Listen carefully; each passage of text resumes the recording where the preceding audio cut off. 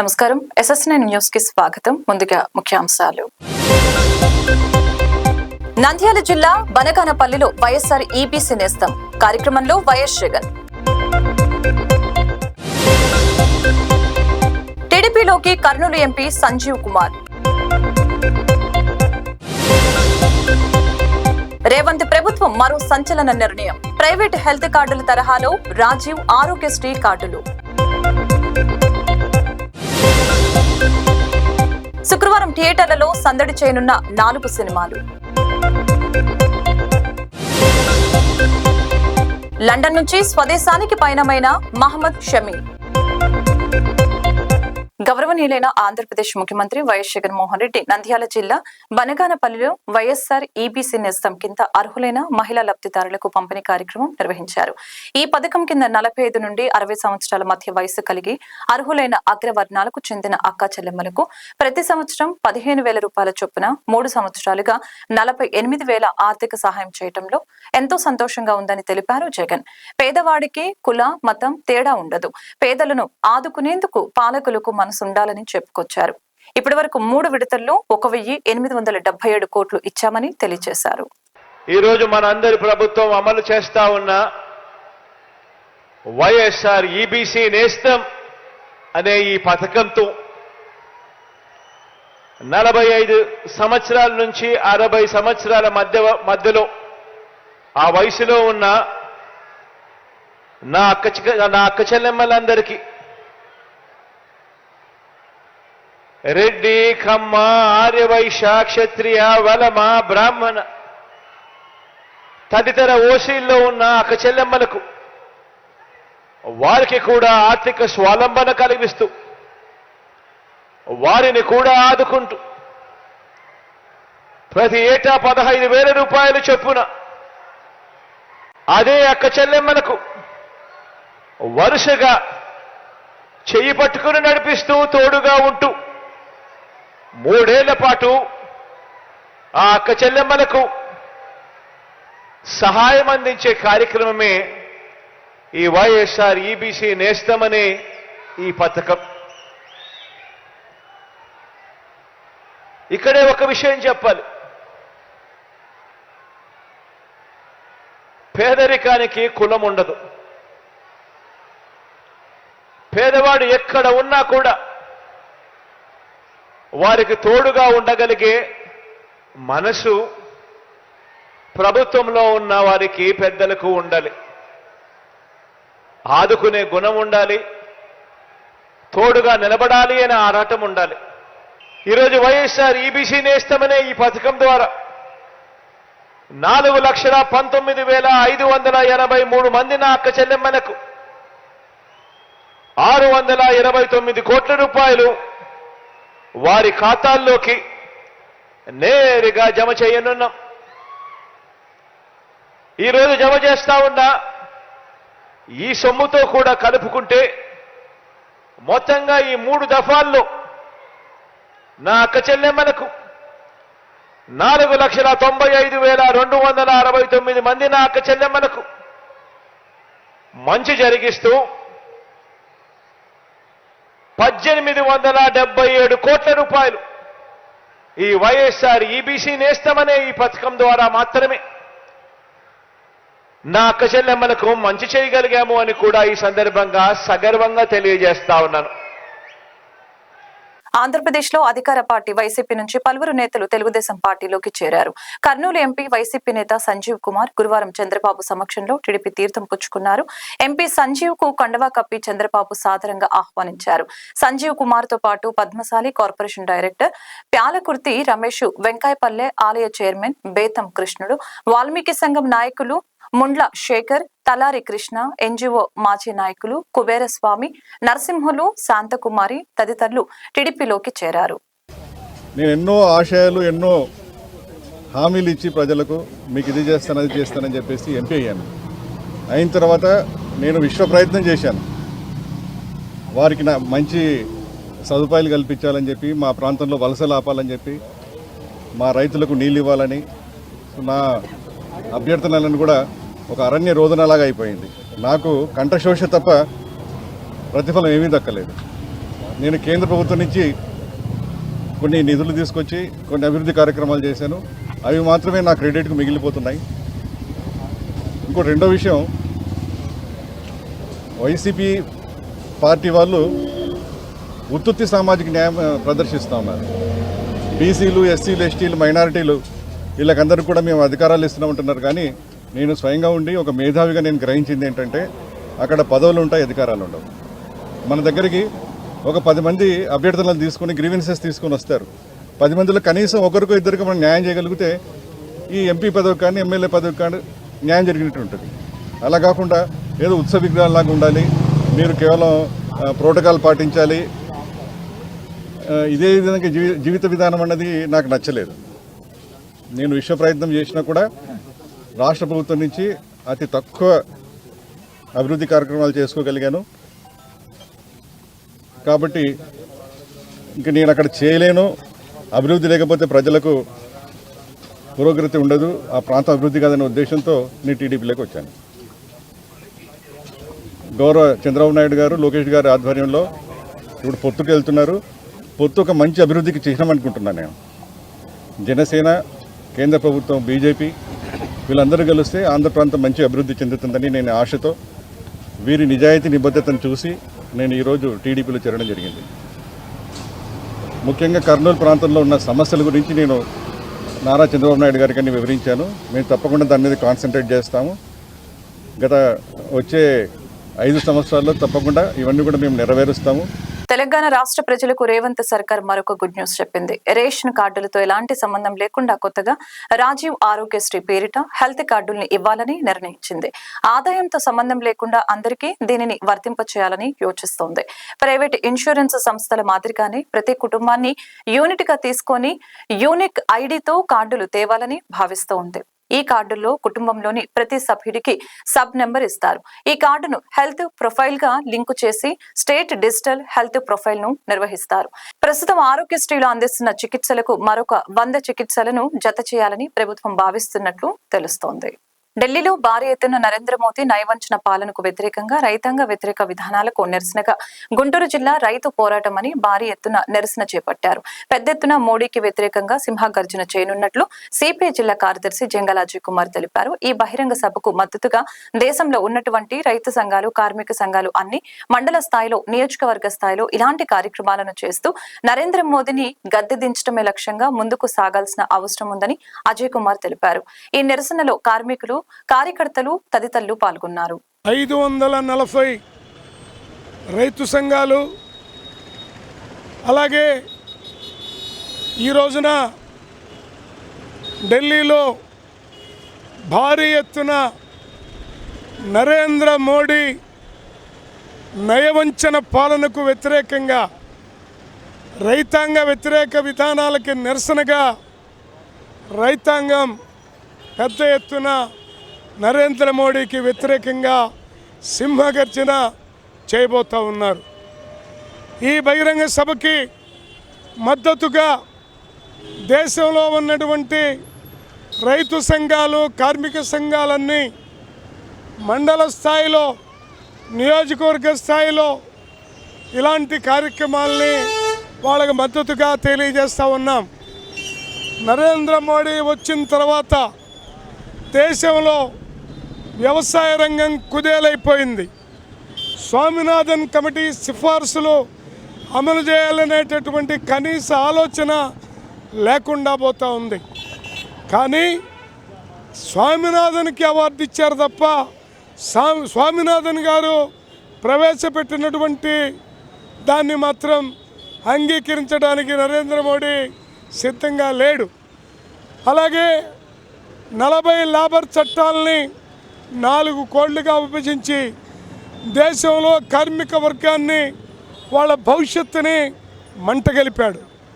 ఇవాళ నరేంద్ర మోడీ మళ్ళీ గనక అధికారంలోకి వస్తే దేశంలో మతోన్మాదం రాజ్యం వెళ్తుంది, కార్పొరేట్ శక్తులు రాజ్యం వెళ్తారు. అలాగే రైతాంగం మొత్తం కూడా నిర్వీర్యమైపోయే ప్రమాదంలో పడి భారతదేశం తన యొక్క సౌభ్రాతృత్వాన్ని కోల్పోయే ప్రమాదం ఉంది. కాబట్టి నరేంద్ర మోడీని గద్దె దించడమే లక్ష్యంగా ముందుకు సాగాల్సిన అవసరం ఉందని ఈ సందర్భంగా తెలియజేస్తూ ఉన్నాం. రైతాంగం చేస్తున్నటువంటి ఆందోళనలకు మద్దతుగా అన్ని మండల పట్టణ కేంద్రాల్లో పెద్ద ఎత్తున నిరసన కార్యక్రమాలు జరుగుతూ ఉన్నాయి. దాంట్లో భాగంగానే ఈరోజు ఈ కార్యక్రమం జరుగుతూ ఉంది. మీ అందరికీ తెలుసు, రైతాంగం అనేక వ్యయ ప్రయాసాలు కోర్చి పంటలు పండిస్తూ ఉంది. దానికి సరైనటువంటి మద్దతు ధర లేక రైతులు నష్టపోతూ ఉన్నారు. అనేక సందర్భాల్లో ఆత్మహత్యలుగా పాల్పడుతున్నటువంటి స్థితి ఉంది. కేంద్ర ప్రభుత్వం నరేంద్ర మోడీ గారు వ్యవసాయ నల్ల చట్టాలను తెచ్చారు. దానికి వ్యతిరేకంగా పెద్ద ఎత్తున సంవత్సరాల తరబడి పోరాటాలు జరిగినాయి. నల్ల చట్టాలను వెనక్కి తీసుకుంటామని చెప్పేసి తాత్కాలికంగా చెప్పారు. ఆ నల్ల చట్టాలను వెనక్కి తీసుకోకుండా ఈరోజు ఆ రైతుల మీద పెట్టినటువంటి కేసుల్ని కొనసాగిస్తూ ఉన్నారు. ఆ చట్టాలను అమలు జరుపుతామని చెప్పేసి చెప్తా ఉన్నారు. ఈ నేపథ్యంలో ఈరోజు ఖచ్చితంగా స్వామినాథన్ గారు సిఫార్సు చేశారు. వ్యవసాయ శాస్త్రవేత్త ఏం చెప్పాడంటే, ఈరోజు ₹1,00,000 పెట్టుబడి అయితే వ్యవసాయ పంటలకి ఎకరానికి ₹1,00,000 పెట్టుబడి అయితే ఇంకా ₹1,00,000 అదనంగా ఆదాయం వచ్చేట్టుగా పంటల ధరలు నిర్ణయించాలి, మద్దతు ధరలు నిర్ణయించాలని చెప్పేసి చెప్పాడు. ఈరోజు ఆయనకి వ్యవసాయ శాస్త్రవేత్తకి ఆంధ్రరత్న భారతరత్న అవార్డు ఇచ్చారు. కానీ అవార్డు అయితే ఇచ్చారు, కానీ ఆయన సిఫార్సులను మాత్రం తుంగలో దొక్కి ఆయనకు అవమానం కలిగజేసినటువంటి పరిస్థితులు ఉన్నాయి. అదేవిధంగా భారత రాజ్యాంగంలో కార్మికులకి కొన్ని చట్టాలు ఉన్నాయి. ఆ చట్టాల ద్వారానే కార్మిక సంఘాలు పెట్టుకొని కార్మికుల హక్కుల కోసం పోరాడేటువంటి పరిస్థితి రాజ్యాంగంలో ఉంది. ఈరోజు కార్మిక చట్టాల మొత్తాన్ని రద్దు చేసి 4 కోట్లుగా విభజించి కార్మిక చట్టాలను నిర్వీర్యం చేసేటువంటి పరిస్థితులు వస్తూ ఉన్నాయి. అందుకని కార్మికులు, కర్షకులు వాళ్ళ హక్కుల్ని కాపాడుకోవడం కోసం జరుగుతున్నటువంటి పోరాటానికి మొత్తం మనందరం మద్దతు తెలియజేయాల్సినటువంటి అవసరం ఉంది. ఈ చట్టాలను కనుక వెనక్కి తీసుకోకపోతే, మద్దతు ధరల చట్టాన్ని కనుక చేయకపోతే ఈ ఆందోళనలు ఉధృతం చేస్తామని చెప్పేసి వామపక్షాలు, ప్రజా సంఘాలు, రైతు సంఘాలు అందరూ విజ్ఞప్తి చేస్తూ ఉన్నారు. 540 రైతు సంఘాలు పెద్ద ఎత్తున ఆందోళన చేపట్టిన కార్యక్రమంలో అనేక మంది రైతులు చనిపోవడం జరిగింది. అదేవిధంగా నూతన వ్యవసాయ చట్టాలని రద్దు చేస్తారని పార్లమెంట్ సాక్షిగా పార్లమెంట్లో హామీ ఇస్తున్నారు. కానీ ఈనాటికి కూడా వాటిని ఏమాత్రం కూడా అమలు చేయకుండా నీరుగారుస్తున్న పరిస్థితి ఉంది. కాబట్టి ఈ రోజున రైతు సంఘాలు మొత్తం కూడా ఢిల్లీలో పెద్ద ఎత్తున ఆందోళన చేసి నీవు ఏదైతే హామీ ఇచ్చున్నావో అటువంటి హామీని అమలు చేసేదాకా మేము ఈ కార్యక్రమాన్ని కొనసాగిస్తామని చెప్తా ఉన్నారు. అదేవిధంగా మన ఈ మధ్య శుభకరణ్ సింగ్ అనే అతను ఎవరైతే చాలా దుర్మార్గంగా చంపడం జరిగింది. ఎందుకు చేస్తున్నారు ఏంటి, ఇటువంటి పరిస్థితి ఎందుకు దాపురిస్తుంది ఏంటి, పార్లమెంట్లో ఏం చెప్తున్నారు ఏంటి, లేకపోతే రైతులు ఏం కోరుతున్నారు ఏంటి అనేది లేకుండా కూడా రైతు లేనిదే రాజ్యం లేదు, రైతే రారాజు, రైతే దేశానికి ఎన్నెమ్మగా చెబుతున్నటువంటి ఈ పాలకులు అనుసరిస్తున్న విధానాలు మొత్తం కూడా కార్పొరేట్ శక్తులు అనుకూలంగా ఉన్నాయి. కానీ ఏమాత్రం కూడా రైతాంగానికి అనుకూలంగా లేకపోగా ఈ రోజున రైతులు పెద్ద ఎత్తున ఆత్మహత్యలు జరుగుతున్నాయి. ఈ ఆత్మహత్యలు కాదు, ప్రభుత్వం చేస్తున్నటువంటి హత్యలు. కాబట్టి ఇటువంటి విధానాలకు వ్యతిరేకంగా ఈ రోజున 540 రైతు సంఘాలు పెద్ద ఎత్తున ఢిల్లీలో ఆందోళన చేస్తున్నాయి. ఈ ఆందోళనని ఇక్కడ గుంటూరు జిల్లా రైతు సంఘాలన్నీ కూడా బలపరుస్తున్నాయి కాబట్టి తెలియజేస్తున్నాం. ఎందరో విద్యావంతుల్ని ఉన్నత చదువులకి వేదికగా నిలిచిన శ్రీకాకుళం ఆర్ట్స్ కళాశాలకు ఓ ప్రత్యేకత ఉందని, ఎంతో ప్రాధాన్యత కలిగిన కళాశాల అని, ఇటువంటి కళాశాలలో కళాక్షేత్రం నిర్మించడం ఎంతో గొప్ప విషయమని శ్రీకాకుళం నియోజకవర్గ తెలుగుదేశం పార్టీ యువ నాయకులు గొండు శంకర్ తెలిపారు. గురువారం శ్రీకాకుళం ఆర్ట్స్ కళాశాలలో ఓపెన్ కళాక్షేత్రాన్ని శంకర్ ప్రారంభించారు. ఈ సందర్భంగా మాట్లాడుతూ ఎన్నో సంవత్సరాలుగా ఎంతో చారిత్రక పేరుగల ఈ కళాశాలకు కళాక్షేత్రం లేకపోవడం, కళాశాల సిబ్బంది మా దృష్టికి తీసుకురావడంతో సొంత నిధులతో ₹3.5 లక్షల ఏర్పాటు చేయడం జరిగిందని, ఈ అవకాశాన్ని మాకు దక్కించినందుకు సంతోషంగా ఉందని ఆనందాన్ని వ్యక్తం చేశారు. కాలేజ్ మెన్స్ శ్రీకాకుళం పట్టణంలో ఉంది. దీన్ని ఆర్ట్స్ కాలేజ్ అని కూడా పిలుస్తారు, చాలా ఫేమస్. ఇది చాలా పురాతనమైనటువంటి కాలేజీ. ఎంతో మంది లీడర్స్, అలాగే ఎంతో మంది పెద్ద పెద్ద ఆఫీసర్స్ కూడా ఈ కాలేజ్ నుండి రావడం జరిగింది. అయితే ఈ కాలేజ్కి స్టేజ్ లేదు, ఈ డిగ్రీ కాలేజ్కి స్టేజ్ లేదు, కళా ప్రాంగణం లేదు, ఓపెన్ ఎయిర్ థియేటర్లా లేదు. అందుకు నాకు ఇక్కడ స్టాఫ్, అలాగే ప్రిన్సిపల్ మేడం గారు అభ్యర్థన మేరకు నేను నా సొంత నిధులతో దాదాపు 3 లక్షల పైసలు ఖర్చు అయింది. దాన్ని కట్టడం జరిగింది.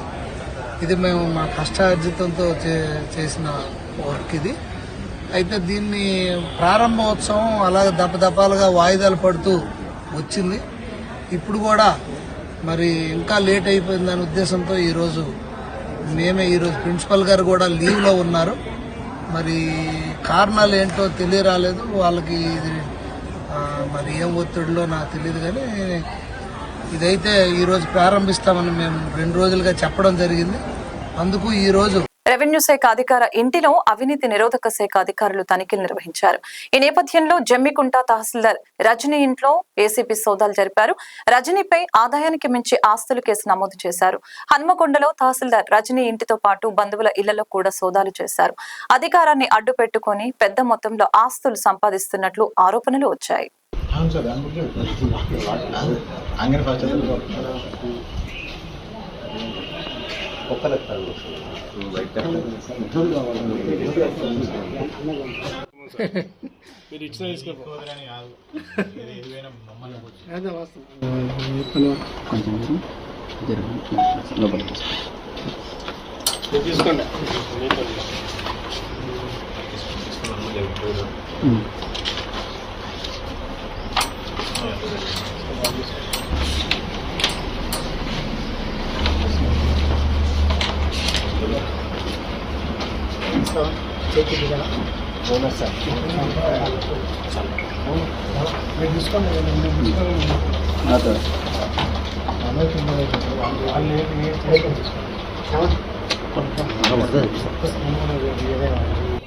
ఏసీబీ డిఎస్పీ కరీంనగర్ అండి.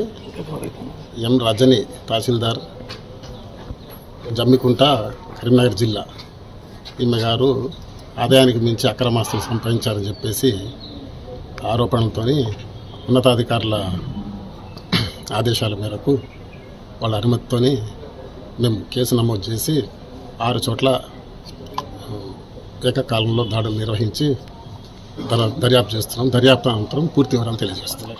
ఢిల్లీలో దేశవ్యాప్తంగా డిఆర్ఐ అధికారులు దాడులు జరుగుతూ ఉన్నాయి. భారీగా బంగారం నగదును పోలీసులు పట్టుకున్నారు. గౌహతి, బార్పేట, ముజాఫర్పూర్, గోరఖ్పూర్ లో 61 కేజీల బంగారం, 13 లక్షల నగదును డిఆర్ఐ అధికారులు సీజ్ చేశారు. ఈ క్రమంలో 12 మందిని అరెస్టు చేశారు.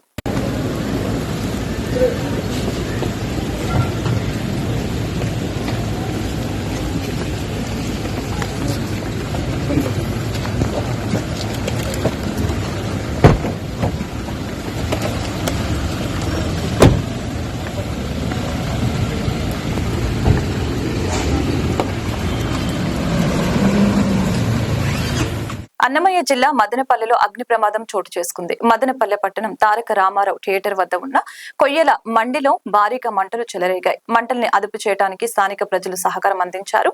ఫైర్ సిబ్బంది మంటల్ని అదుపు చేయటకు ఘటనా స్థలానికి చేరుకుంది.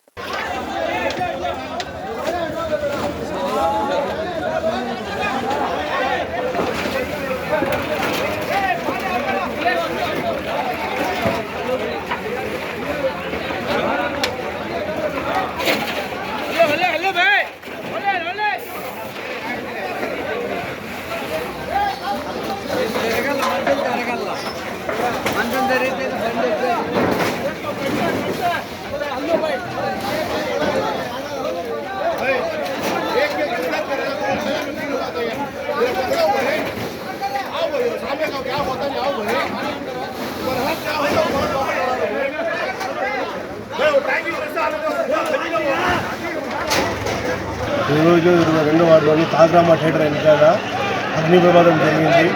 ఈ అగ్ని ప్రమాదం వచ్చి కొయ్యల మండిలో వేయడం మూలంగా కొయ్యలు ఎక్కువ ఉండడం వల్ల అగ్ని ప్రమాదం ఎక్కువగా జరిగింది. కాకపోతే ఎటువంటి ప్రాణనష్టం కానీ ఏమైనా జరగలేదు. కరెక్ట్ సమయానికి ఫైర్ ఇంజిన్ వాళ్ళు మదనపల్లి మా ముస్లిం అబ్బాయిలు అందరూ ఒక్కసారి వచ్చి ఒకరు హెల్ప్ చేసి ఇక్కడ అగ్నిని ఆర్పేయించారు. ఇక్కడ ఎటువంటి అగ్ని ప్రమాదం కష్టంగా జరగలేదు. జిల్లా గ్రంథాలయ సంస్థ చైర్మన్ బత్తుల దేవానంద్ ఆధ్వర్యంలో అరండల్పేట 5/3లోని గ్రంథాలయ సంస్థ ఎదురుగా నూతనంగా ఏర్పాటు చేసిన దివంగత మహానేత డాక్టర్ వైఎస్ రాజశేఖర రెడ్డి విగ్రహ ఆవిష్కరణ కార్యక్రమం నిర్వహించారు.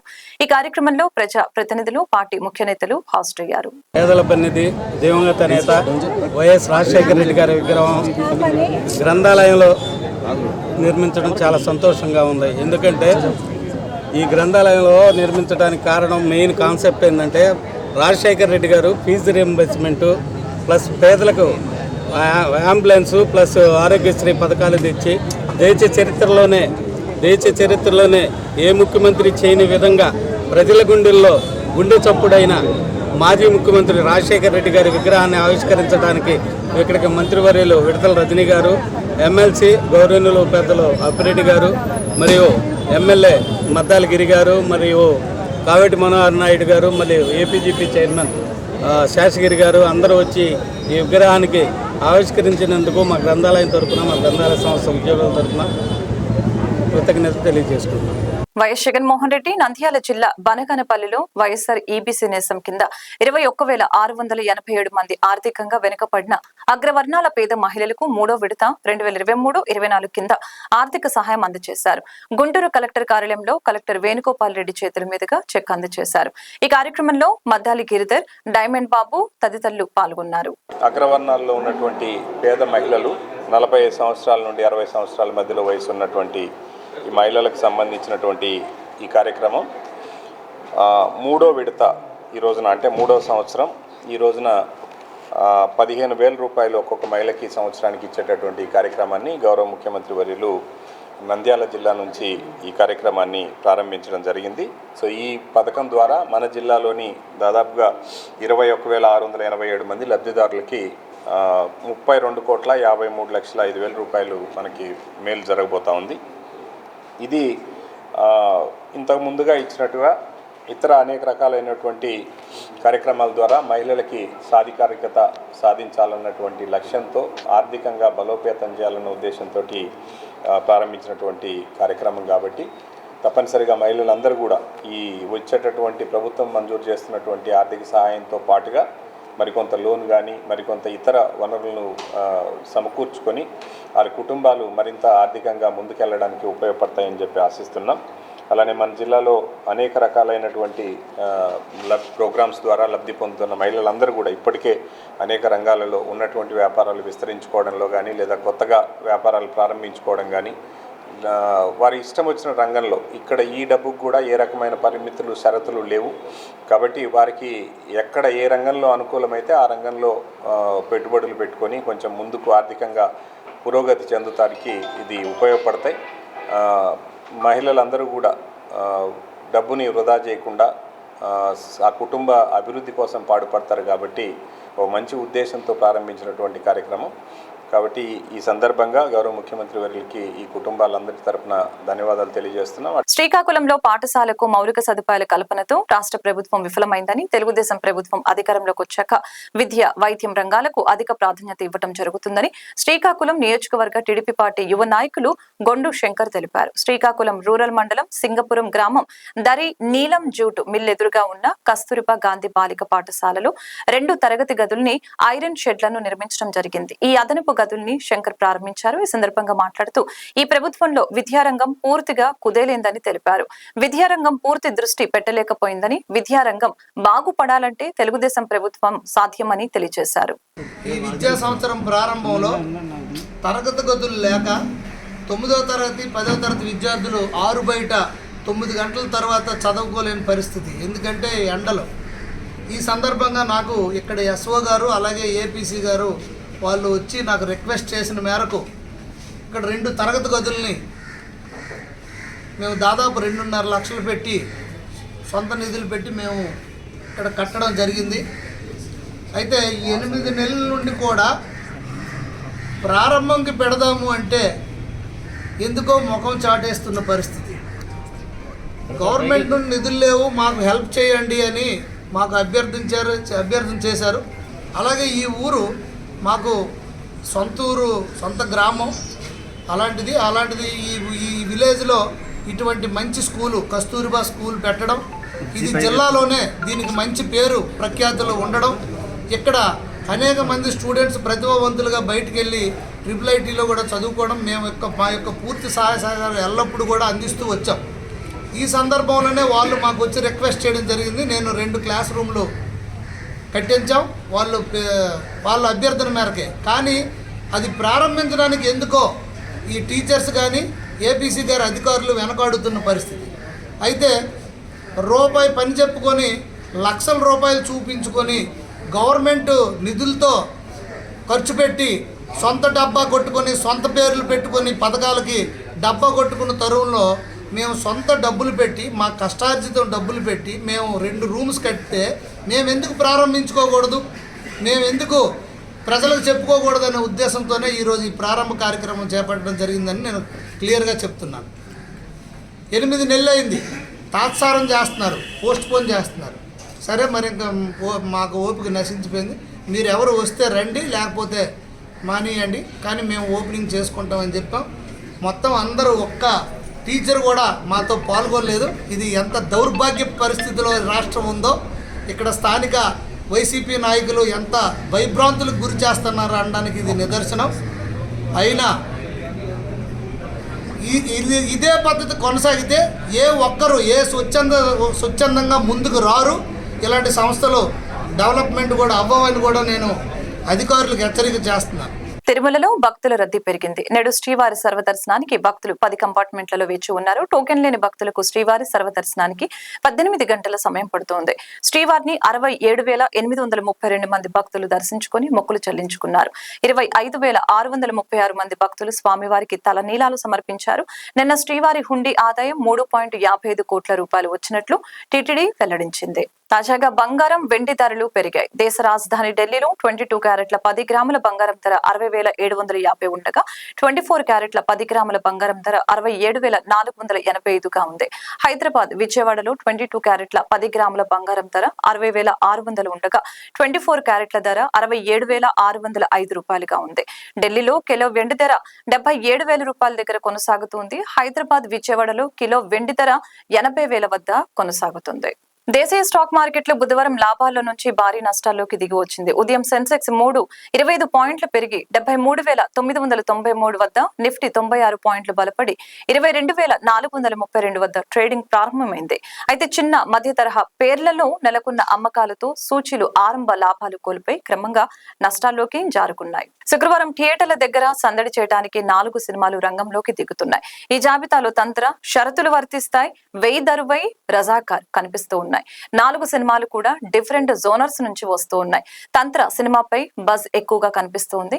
చైతన్యరావు, భూమి శెట్టి జంటగా షరతులు వర్తిస్తాయి సినిమా రూపొందించారు. కుమారస్వామి దర్శకత్వం వహించిన ఈ సినిమా డిఫరెంట్ కంటెంట్ తో థియేటర్లకు వస్తుంది. సాయిరామ్ శంకర్ హీరోగా వెయ్యి దరువై థియేటర్లకు రానుంది. ఈ 3 సినిమాలతో పాటు రజాకార్ కూడా బరిలోకి దిగుతుంది.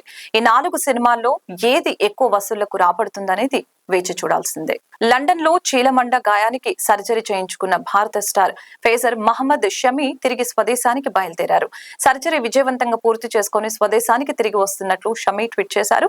ఈ సందర్భంగా విమానంలో దిగిన ఫోటోలను అతడు తన ట్వీట్ లో జోడించాడు. తదుపరి అధ్యాయాన్ని స్వీకరించేందుకు సిద్ధంగా ఉన్నానని తెలిపారు. మీ మద్దతు, ప్రేమకు ధన్యవాదాలు అని షమి తన ట్వీట్ లో పేర్కొన్నారు. దీంతో క్రికెట్ అభిమానులు అతడు త్వరగా కోలుకోవాలని కోరుతూ గెట్ వెల్ సూన్ అంటూ కామెంట్లు పెడుతున్నారు. వార్తలు ముగించే ముందు ముఖ్యాంశాలు మరొకసారి. నంద్యాల జిల్లా బనగానపల్లిలో వైఎస్ఆర్ ఈబీసీ నేస్తం కార్యక్రమంలో వైఎస్ జగన్. టీడీపీలోకి కర్నూలు ఎంపీ సంజీవ్ కుమార్. రేవంత్ ప్రభుత్వం మరో సంచలన నిర్ణయం. ప్రైవేట్ హెల్త్ కార్డుల తరహాలో రాజీవ్ ఆరోగ్యశ్రీ కార్డులు. శుక్రవారం థియేటర్లలో సందడి చేయనున్న 4 సినిమాలు. లండన్ నుంచి స్వదేశానికి పయనమైన మహమ్మద్ షమి. ఈ వార్తలు ఇంతటితో సమాప్తం. మరొక బులెటిన్లో మళ్ళీ కలుద్దాం. చూస్తూనే ఉండండి SS9.